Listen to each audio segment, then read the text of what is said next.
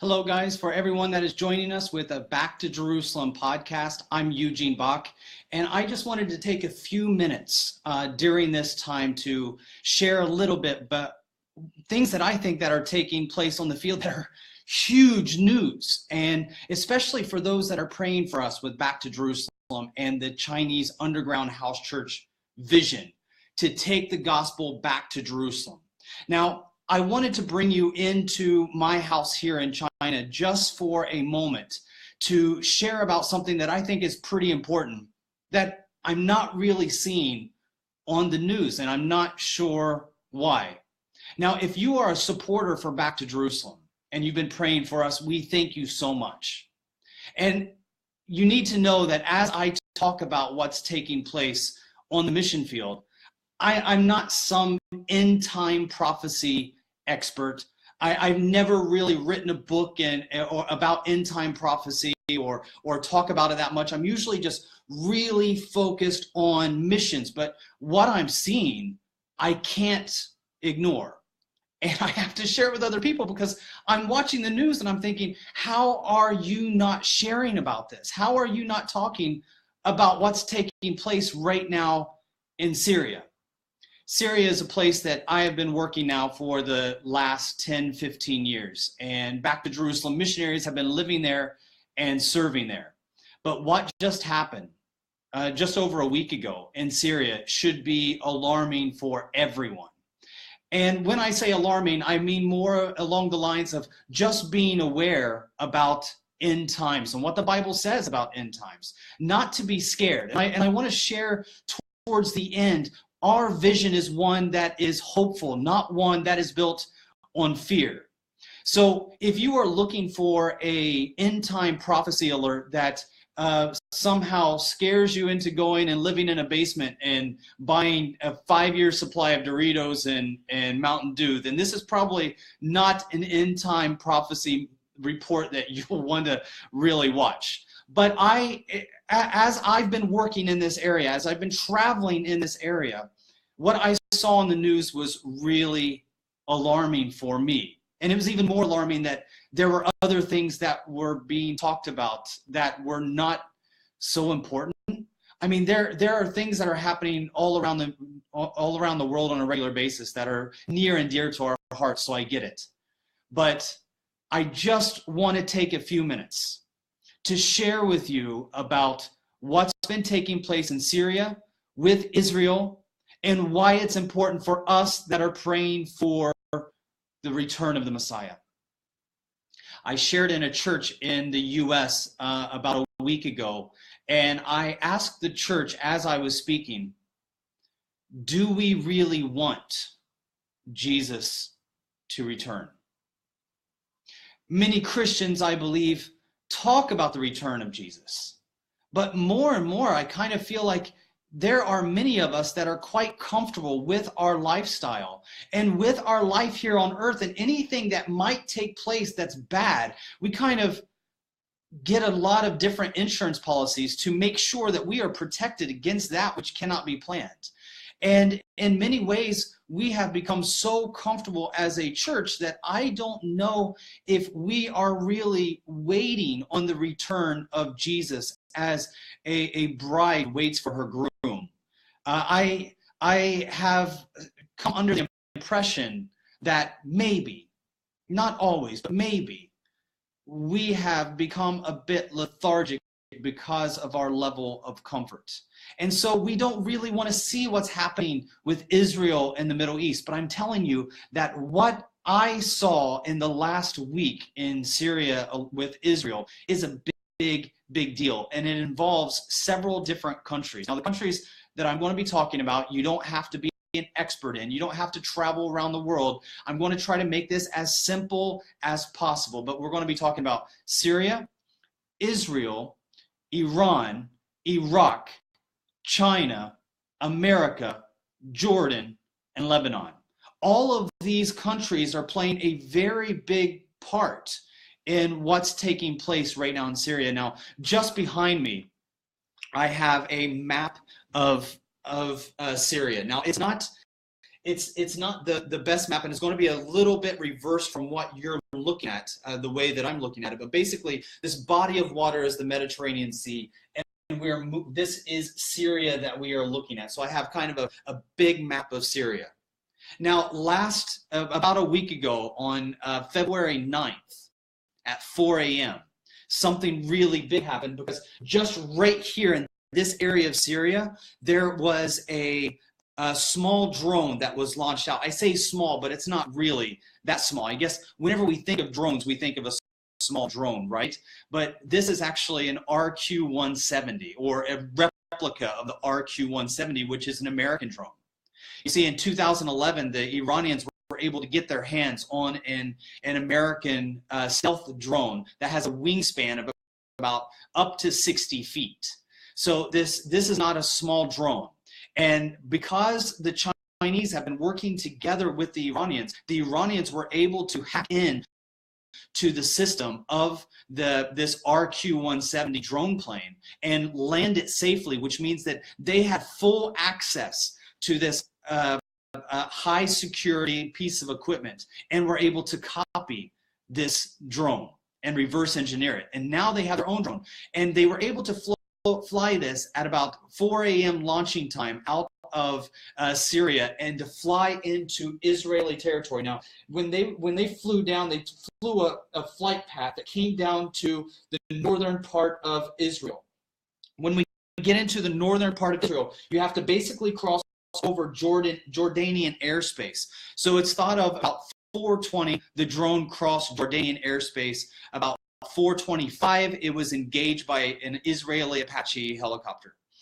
The reason why this is huge news is because this is the very first face-off between Iran and Israel that's ever taken place since the Ayatollahs first took power in 1979. Israel and Iran have been fighting via proxies, but never head-to-head. This is a Iranian military operation into Israeli airspace.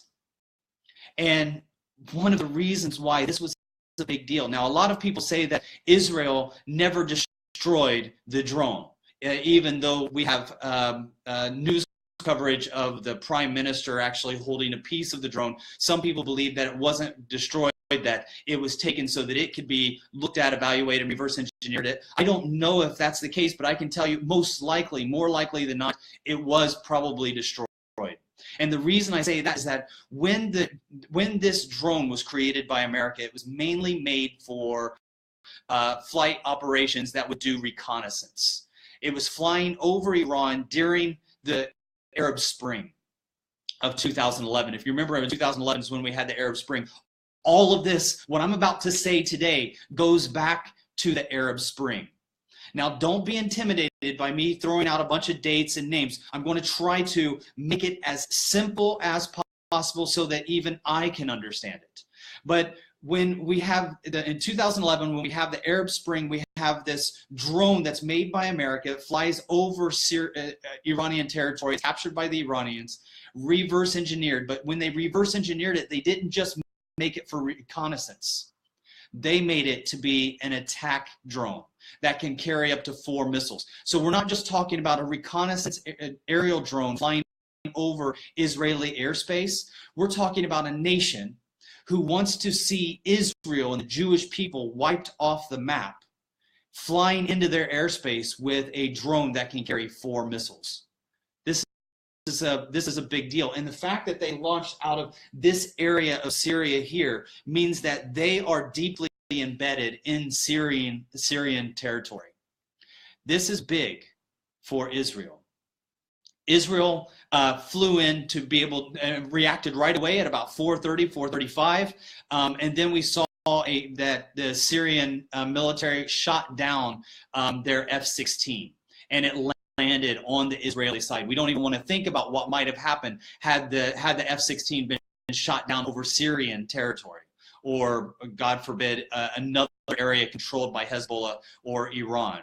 But they were able to eject and land in Israeli territory, and then from there, we see that Israel ran a second group of sorties into Syria. So they flew out at about 8 a.m. that morning and began to take out several anti-aircraft sites in Syria. This is a huge deal because now Israel has just engaged in a battle that took out up to 50%, and some say even more than 50% of Syrians' air capabilities. This is one of the largest kind of displays of Israeli air power since the 1967 Six-Day War. And this is the first kind of large operation that we see with Israeli air power since the 1980s in the war with Lebanon. So now we have this big operation taking place where Israel just takes out 50% of the territory. I just lost my, there we go.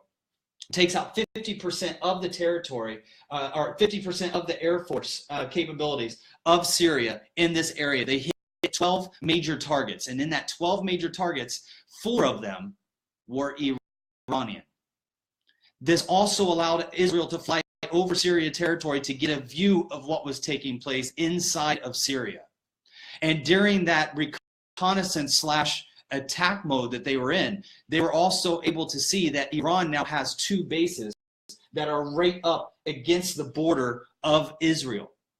So Iran now has 2 bases. They have up to 10 bases.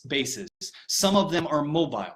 So Iran has 10 bases operating inside of a country bordered on Israel. Another thing that took place that amazes me, that it is at the same time that this is taking place with Israel and Iran, an American base that is just over here along the Euphrates River in a place called Del Azur. And Del Azur, right along the Euphrates River, there's an American stronghold base where the Americans are working together in a consultation type of role with the Kurds.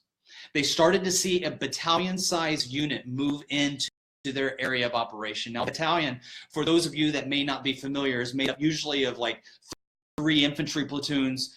You have a headquarters platoon, a weapons platoon, and each one of those platoons usually have about anywhere between 30 to 50 guys. So you have all of those. So this is a pretty large movement. Now, this movement also had support of tanks, artillery, and mortars.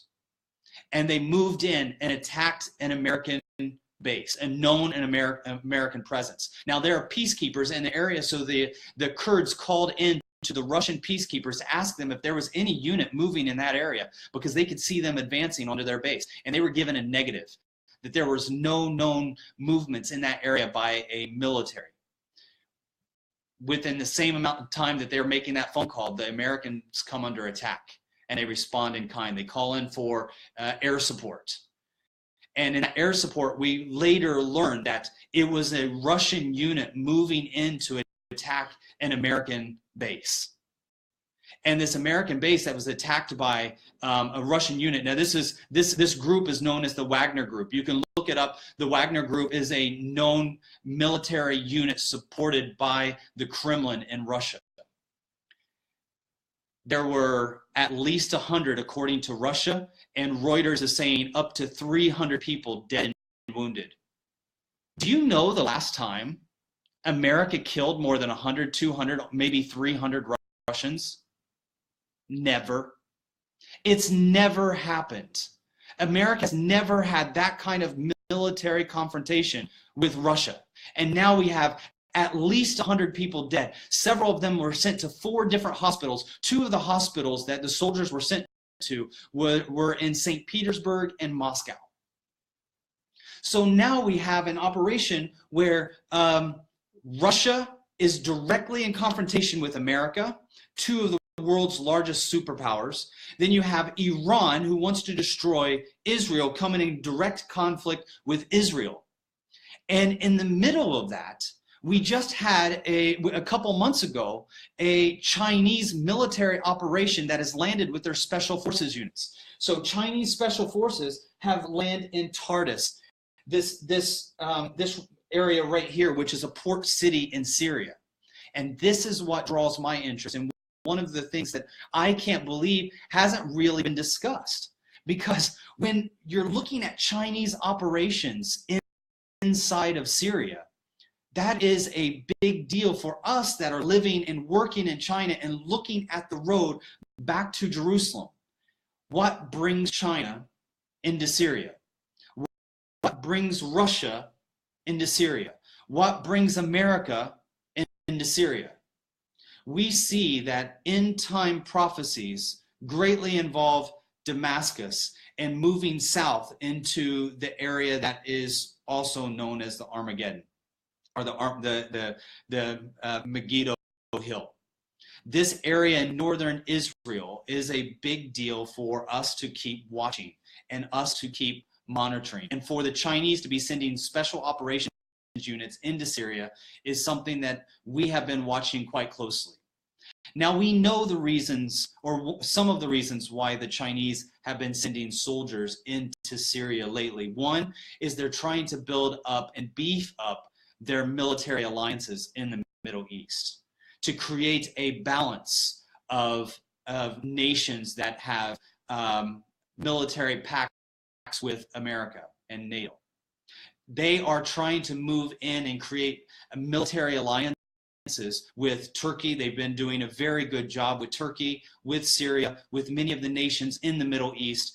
So they've sent in several thousand troops, two of their highest trained units. One is known as the Siberian Tiger Unit, which is out of northeast China, and another one that is known as the Night Tigers, which is out of Lanzhou inside of China, which is a western province, and it is primarily a Muslim province of China.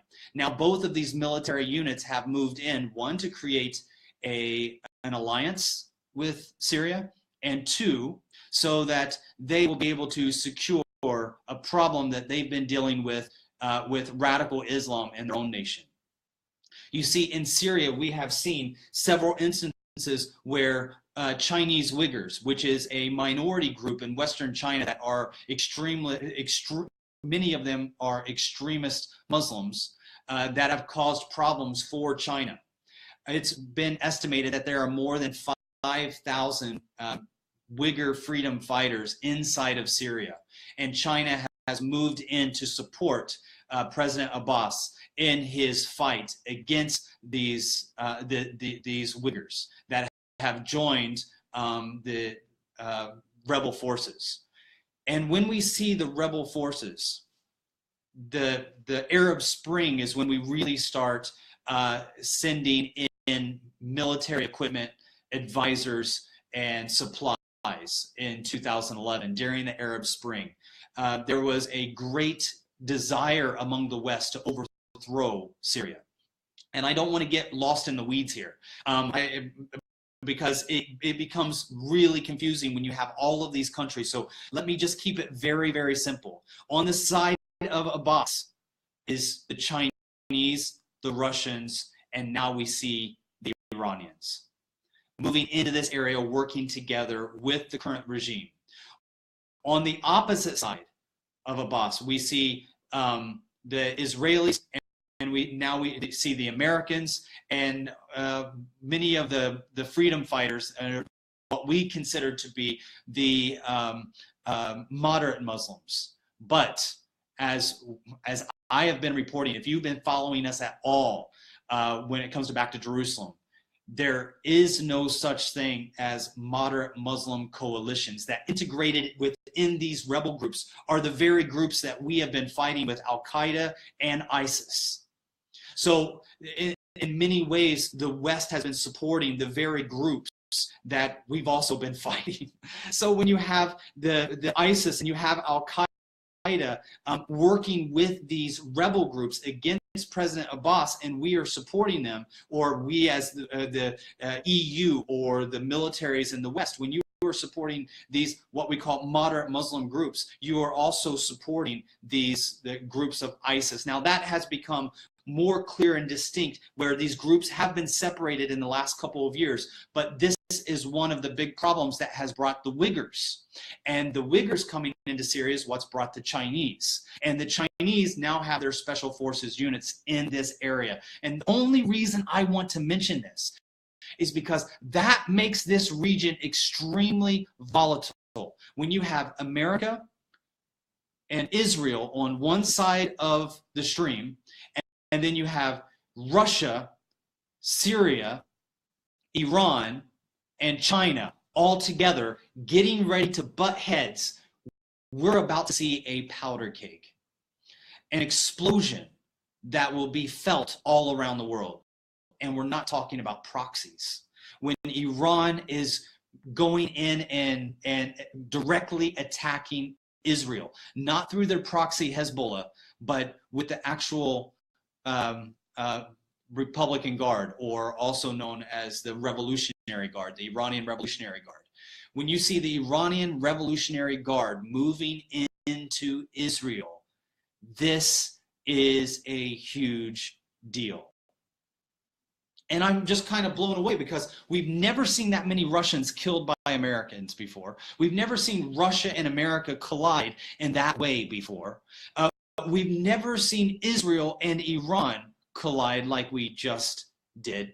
And so I wanted to bring that up to our supporters, those that have been praying for Back to Jerusalem, those that have been following Back to Jerusalem and reading a lot of our materials. Now, if you don't know what the history or the background of Iran is and want to know more and why that's important, we have a book called Jesus in Iran that you can get on our website.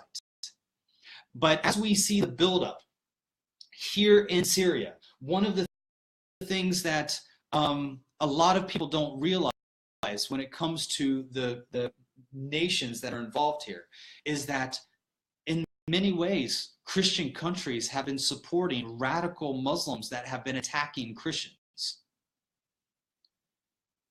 Western Christian countries have been supporting radical Muslims that have been attacking Christians. If you read our book, I had a book that came out a couple years ago about ISIS. Now, one of the things that I was told about when I pulled out this book was that there are certain things that I write about that should not be added into this book. At the time when I first came out with it in 2014, I was asked to take certain parts out, but I did not.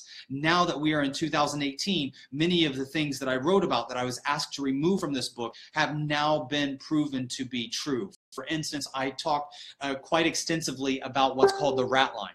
The rat line is a supply of weapons that came from Benghazi into Syria to support the rebels. Among those rebels was Al-Qaeda in Iraq, which then became ISIS or ISIL or IS.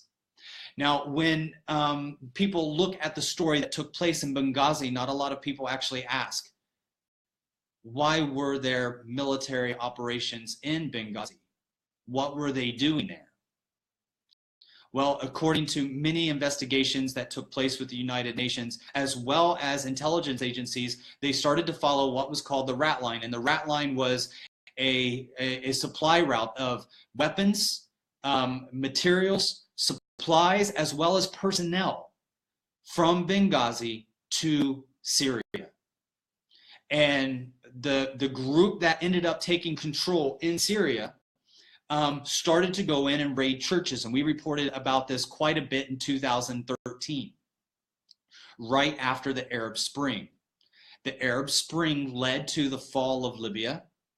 And Libya is in a much worse situation today than it was before. Just a really quick background on what's taking place in Syria right now. It's not much. It's not much. You don't have to memorize a bunch of stuff. Many of the places that I might be talking about, you might remember just a little bit from 2011. And the reason I need to share this is that when I start talking about the missions operations that we are involved in, that I believe are prophetic, that goes along with Syria, it will be important that you at least know what has led us up to this point right now. In 2011, I know I was sitting in Cairo in 2011, sitting at a Novotel when I saw riots taking place outside of my window, and I thought nothing of it. One of the reasons I was in Egypt at the time was to start an electronic company, and I hired a lawyer to go down, and we registered the electronic company together. I was on one of the last flights out of the country before the radical Muslim Brotherhood ended up taking over. And the radical Muslim Brotherhood was supported by the West. And that was the beginning, kind of the kickoff of the Arab Spring in 2011. And I talk about that in our book that I write specifically about ISIS and when I was there. We also talk about it in another book that has to do with this same area called Genocide in the Desert. Genocide in the Desert primarily talks about the Sinjar Mountain and what takes place in Iraq, which leads us back into Syria. But in 2011, we see that the Presidential Directive 11 that is now made secret. If you can go back and do just a little bit of an elementary search, you will see that Presidential Directive 11 was to look at ways to support the Muslim Brotherhood. And the very first speech done by the administration at that time, the United States administration, in 2009 was in Cairo. And it was demanded that the Muslim Brotherhood be given front seats to that speech. That emboldened the Muslim Brotherhood, and less than 2 years later, the Muslim Brotherhood was able to take control of Egypt in a coup, which started off the Arab Spring. And the Arab Spring ended up going to places like Yemen. We saw it in Syria. We saw it in Bahrain. Several countries began to have an uprising that was supported by the Muslim Brotherhood. And every place where the Arab Spring was successful, those countries turned into nightmares. Now, if you remember back in 2011, there were many people that were promoting this Arab Spring as if it was this amazing democratic movement where the people's voices were finally being heard. And there was a bit of a cheering that was going on for these Arab Springs, that maybe this would bring about democracy. It brought about the exact opposite. We saw nothing but suffering and misery in every place where the Arab Spring was successful. Yemen today is a horrible place to live. We're seeing that people are starving to death on a regular basis. Libya is much worse today than it was in 2009. Egypt is just now kind of getting back on their feet again with President Sisi. But we see the ramifications of all of the things that took place in 2011 now cultivating in Syria right now in 2018. Because what happened was, with the fall of these nations, and Syria was able to hold out with President Abbas providing a strong opposition to these groups, and you basically have a choice between two evils. So there wasn't really a good guy here. President Abbas and the rebels were both bad guys. And the West started to support these rebels as the rebels were moving in to take over Damascus. But then we see that Russia and China came in and supported President Abbas. And now we have a firm foundation where Israel is facing their enemies on the other side of the border in Syria, that has been strengthened by the Chinese and the Russians. Now, when these rebel groups began to grow, they became too radical for Al-Qaeda. So Al-Qaeda kicked out Al-Qaeda in Iraq, ran by al-Baghdadi. Now, think about that for a minute. Al-Qaeda in Iraq, run by al-Baghdadi, became too radical for Al-Qaeda. And that was the beginning of ISIS. So ISIS started to grow. They were getting supplies from Benghazi of personnel, weapon systems, and other supplies, as well as trainers and people coming in from Libya, from Benghazi, what was called the Rat Line. They were able to support their efforts in Syria, build up a presence in Syria, and then they moved east into Iraq. So if we continue going from here, we actually move into Iraq. And what's important about Iraq is if you start looking over here, we have this is the border region right here, right on the edge of your screen here, with Iraq. And with Iraq, you can see Dahuk, and then right off from Dahuk, we have the Sinjar Mountains. The Sinjar Mountains is right on the border between Iraq and Syria. The Sinjar Mountains were taken by ISIS. When they were taken by ISIS, Iran came in to help because they're great guys. They just want to help. And so they came in to take out ISIS because ISIS was causing a big Sunni problem. And so the Iranians who are Shia came in to save the day. And there was coordination between the US and Iran in fighting ISIS in northern Iraq. And then once ISIS was kicked out of northern Iraq, Iran was able to maintain their presence, and they still do today. What that now means is Iran has a military presence in northern Iraq. And they are able to run supplies directly from Iran through Iraq into Syria, right on the border of Israel. And this is huge news, and we haven't really heard that much about it, because now we're looking at a full-on attack that could take place against Israel. We have a drone that has flown into Israeli space,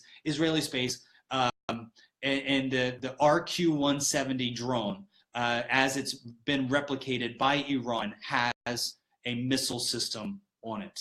Now, why does all of this matter for us? We that are working in China have a vision to take the gospel into the area along what we call the 1040 window between China and Jerusalem. It takes us directly through Syria. And in fact, if you look at the One Belt, One Road system, which has been promoted by President Xi of China, we see that Syria plays a very big part. The One Belt, One Road system that has been promoted by President Xi is basically the economic version of Back to Jerusalem. President Xi, that has launched an attack on the Christian churches in China today, started on February 1st, new rules that came in that were put out by the Chinese government that made new laws that persecute Christians inside of China. With one side, they're persecuting Christians, and on the other side, without even realizing it, the Chinese have set up what they call One Belt, One Road. One Belt, One Road is the most used term in Chinese news today. One Belt, One Road is an economic vision of President Xi. It's very ambitious, that basically is about $5 to $6 trillion. What that means in practice is that's about 1/4 to 1/5 of all the money in the world. So if you took all of the cash resources in the world and put them all together, China is putting in their proposal for this One Belt, One Road, 1/4 of all the money in the world on this project. This project is one of the biggest dreams of the Chinese Communist government right now. And what it is an investment strategy to take Chinese trade from China into all of the regions of the 1040 window. Syria is one of the big nations in that 1040 window. One of the reasons why is because it is the quickest link to the Mediterranean Sea, to the ocean, that the Chinese have on doing the Back to Jerusalem vision, going from China back to Jerusalem. If you come down into Syria, Syria has along their banks the Tyre. Tyre which is not shown on this map, is a port city which allows access to the ocean. Chinese can build railroads, and they're building railroads right now between China, Kyrgyzstan, Uzbekistan, Afghanistan, Pakistan, into Iran, Iraq, and then Syria and Turkey. These are the major areas that the Chinese are focused on. When we look at the Chinese Back to Jerusalem vision, focused on Syria and all of this war these battles that are taking place, I cannot help but to be reminded of Matthew chapter 24. If we look at Matthew chapter 24, there's an area starting off with verse 1 that I want to read, because it talks about end time prophecies, where Jesus sits down with his disciples. Jesus has been discussing things that the disciples really don't quite understand. And they get a chance to sit down with Jesus and ask him, what does he mean with some of the descriptions that he has given them about the end times, the fall of the temple, the destruction of Jerusalem, and the battle of Armageddon. And in chapter 24, it says, Jesus left the temple and was walking away when his disciples came up to him to call his attention to his buildings. Verse 2, do you see all these things? Jesus asked. Truly I tell you, not one stone here will be left on another. Everyone will be thrown down. As Jesus was sitting on the Mount of Olives, the disciples came to him privately. Tell us, they said, when will this happen? And what will be the sign of your coming and the end of the age? And I feel that we got a lot of people asking that today. What is the signs? What are the things to be looking for to know that the end is coming, that Jesus is returning? And Jesus answered, watch out that no one deceives you. For many will come in my name, claiming, I am the Messiah, and they will deceive many. You will hear of wars and rumors of wars, but see to it that you are not alarmed. The things that I'm sharing with you about Syria, with a battle skirmish that's taking place between the Russians and the Americans, between the Iranians and the Jews, be not alarmed. Don't be scared. Don't be worried. Don't be anxious. Such things must happen, but the end is still to come. So when you hear about all these wars, when you hear about all these battles, that's not the end. That means that the end is about to come. Nation will rise against nation, kingdom against kingdom. There will be famines and earthquakes in various places. Verse 8, all these are the beginning, only the beginning of birth pains. So when you hear about these battles between Israel and Iran, Syria and America, or Syria and Israel, when we hear about the Iranians invading Israeli space, when we hear about the declaration even of Jerusalem as the capital of Israel, and all of these protests taking place that might erupt into something much, much bigger, don't be alarmed. This is only the beginning. This is only birth pains. Verse 9.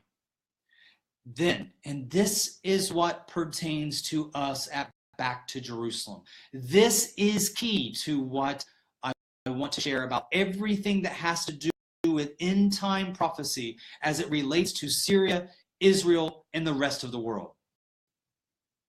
You will be handed over to be persecuted and put to death. You will be hated by all nations because of me. At that time, many will turn away from the faith and will betray and hate each other. And many false prophets will appear and deceive many people.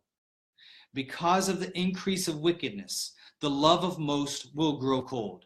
But the one who stands firm to the end will be saved. And this gospel of the kingdom will be preached in the whole world as a testimony to all nations. And then the end will come.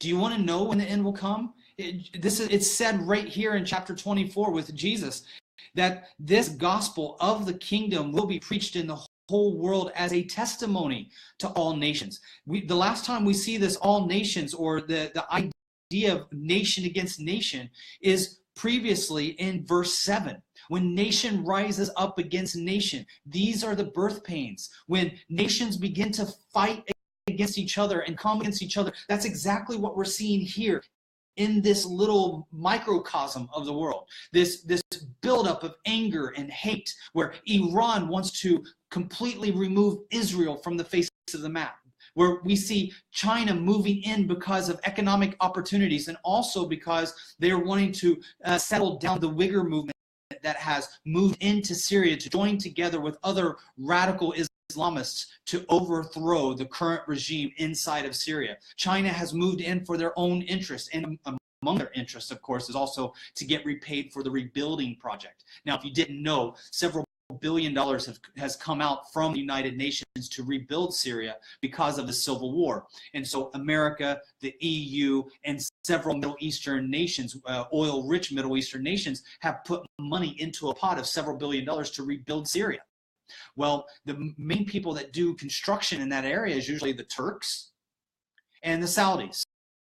But both of them supported the rebel groups at the unction of the United States. And because they supported the rebel groups, Assad is making sure that none of them, neither Turkey nor Saudi Arabia, get one single red penny from this money that's coming from all of these different nations. So the Chinese have moved in and they've said, we'll take those contracts. We can actually do the construction. And so for their own One Belt, One Road initiative, they're able to bring in funding from around the world to help their own vision. And I'm asking for you, as a supporter for Back to Jerusalem, to pray for the Back to Jerusalem vision. As we move into Iraq, where Iran is very strong, as we move into Syria, where Iran, Russia, and several faction groups are very strong, to pray for their endurance, to pray, because they will be the very people that we see in verse 9. The Chinese Back to Jerusalem missionaries and the other missionaries from around the world that come from churches, the one body of Christ that come from churches and serve in Syria, will be seeing the reality of verse 9. And you will be handed over to be persecuted and be put to death, and you will be hated by all nations because of me.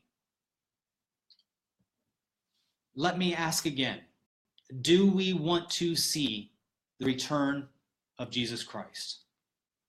If we want to see, if we truly desire it, not just with our mouths, but with our hearts, if we truly desire to see the return of Jesus Christ, then we must go to this area that has yet to hear his name, that has yet to hear the good news, to fulfill the very thing that was said in Matthew 24:14. And this gospel of the kingdom will be preached in the whole world as a testimony to all nations, and then the end will come.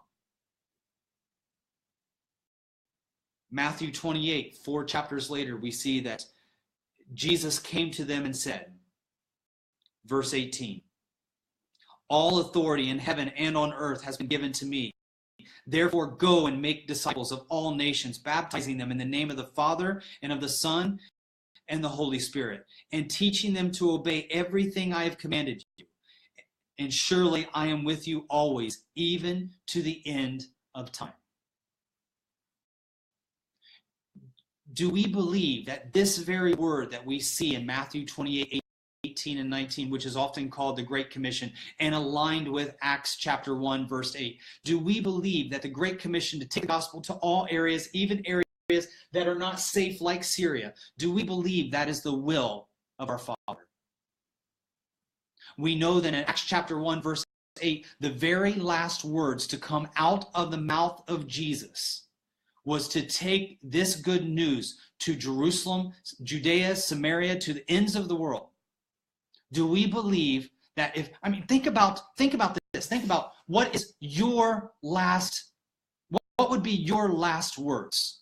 Besides, I love you, besides saying, I wish I would have done more and spent more time with my family and spent more time with those that I love, besides telling those that you love them, what would be the last words out of your mouth that you would want them to remember you by?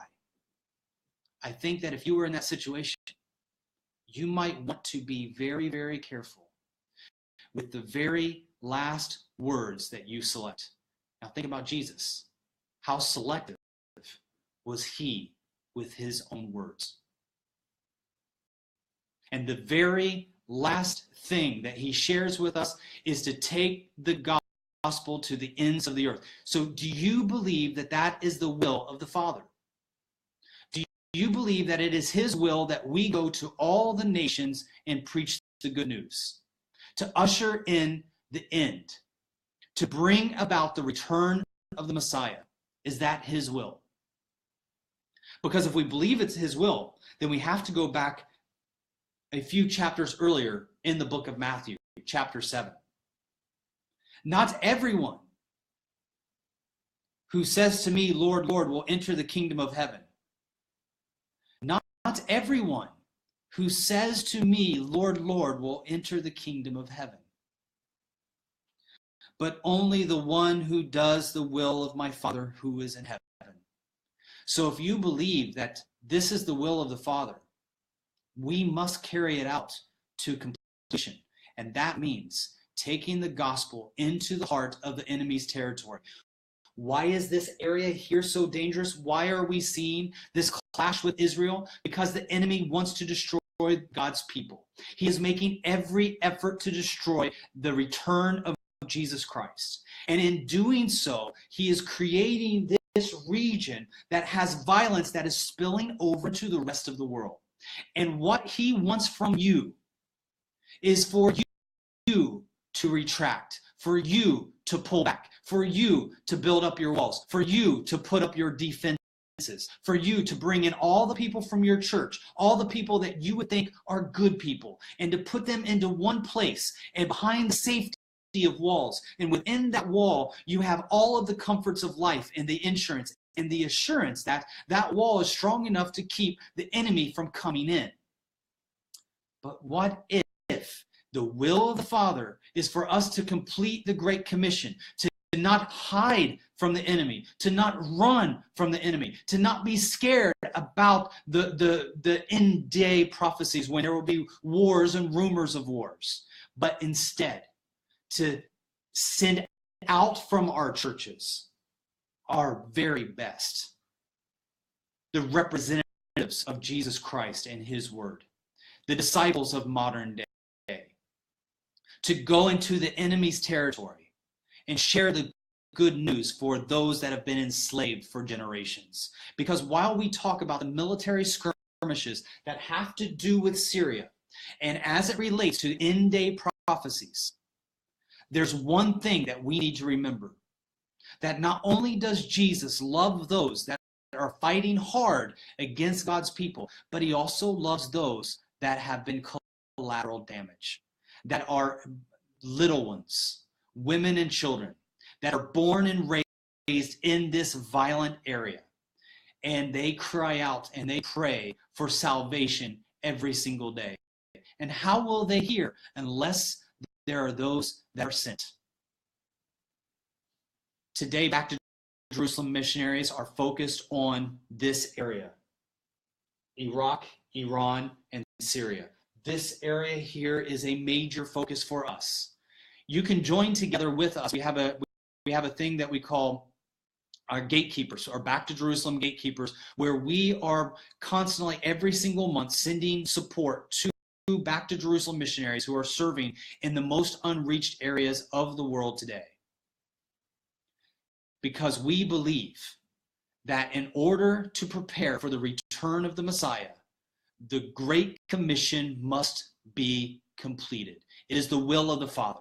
And our desire is to carry out the will of the Father. And there are many signs that we can see that are the birthing pains of the season, the birthing pains of the final days. Now, many people will say, oh, but you've been saying this for 2,000 years. The disciples believed that Jesus was going to come back in their lifetime. The first century church believed that Jesus was going to come back in their lifetime. For the last 2,000 years, church and generation after generation and church after church and prophet after prophet have been prophesying that there would be a return of the Messiah within our lifetime. But what has not happened is that there has not been a concentrated focus by the world body to complete the Great Commission in our lifetime. And I believe that our generation is the generation that can do it. We have the technology, we have the tools, we have everything that we need. We have all of the supplies. There was a study that was just done that said right now the world church body has 3,000 times the amount of funding needed to complete the Great Commission and 9,000 more times the manpower. We're not completing the Great Commission because we have not been dedicated to the will of the Father. And we can do that in our lifetime.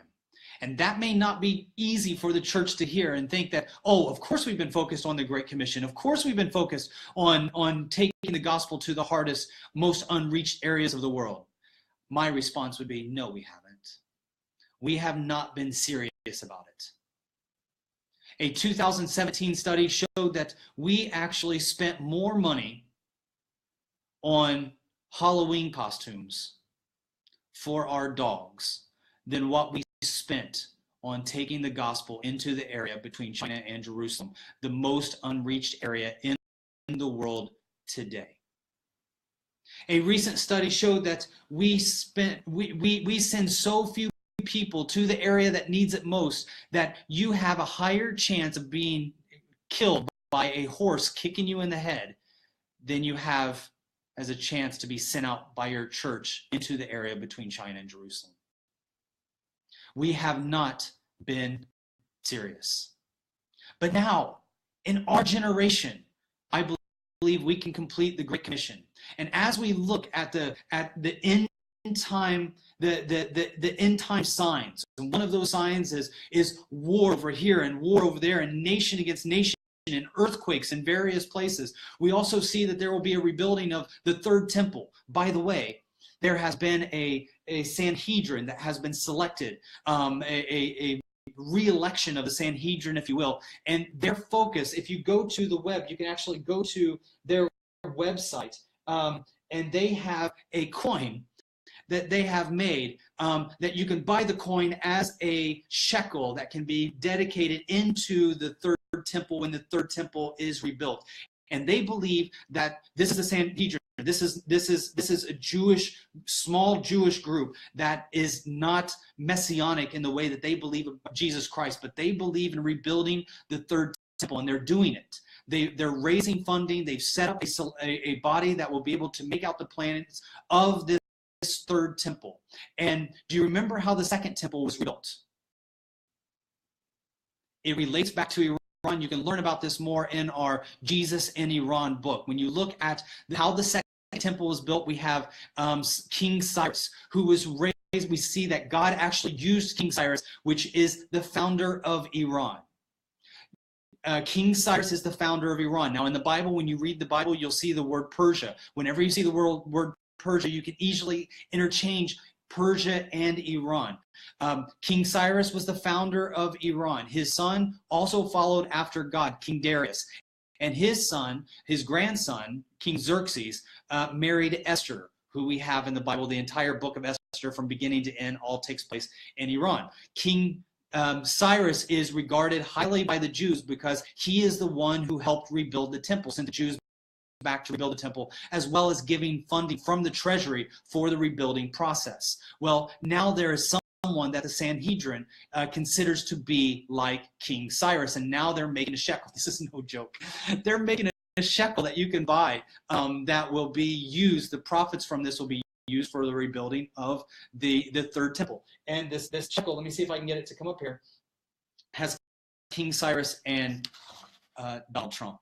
Now, this is their website. You can actually go on Mikdash Resources and see that they have this program to rebuild the third temple. But as we look at these signs, as we start to see the signs about the return of Christ, things like the rebuilding of the third temple, the entering in of the Antichrist into the temple to declare himself as the ruler and stand against God and begin the great tribulation. When we start looking at the battle of Armageddon with all of the nations rising up against Israel, we can easily get scared and worry for our families, but that doesn't say that the end will come. If we look at Daniel and Revelation, we put that into perspective with what we just read in Matthew from the lips of Jesus, that first we have to complete the Great Commission so that every nation on earth can hear about the good news of Jesus Christ and have a chance at salvation. I want to thank you for joining us with Back to Jerusalem, joining together with us and partnering in prayer, praying for the missionaries of Back to Jerusalem, not just by ourselves, but connected with the world body, to bring about unity in the church. And unity of the church is something that I want to start talking about with Back to Jerusalem more, but it's not the kind of unity that you're going to be hearing from different resources. You see, unity in the church that is spread around and supported by the secular world is this idea that the church comes together to allow the world to be pacified. That the world comes together in this peaceful unity to join together to make the world feel less bad, I guess, about the sins that they're living in. That's not the unity of the church that we see that Jesus brought. The unity that Jesus brought was to complete the Great Commission. And that's going to be socially abrasive for many. Many nations that do not want the truth to come into their borders is going to find the gospel abrasive. Many people who do not understand the good news of Jesus Christ is going to find what the church is doing as despicable. The idea of taking the good news into areas that have yet to hear is not supported by many of your friends and family members. And because of that, I know that many of you are persecuted. Because of your support of what's taking place in end-time missions, I know that many of you are going through persecution just to pray for us and to stand together with us in solidarity. And I thank you for that so much. And I know that the church in China does as well. Thank you so much for your prayers. Thank you so much for your support of the underground church in China. And God bless you.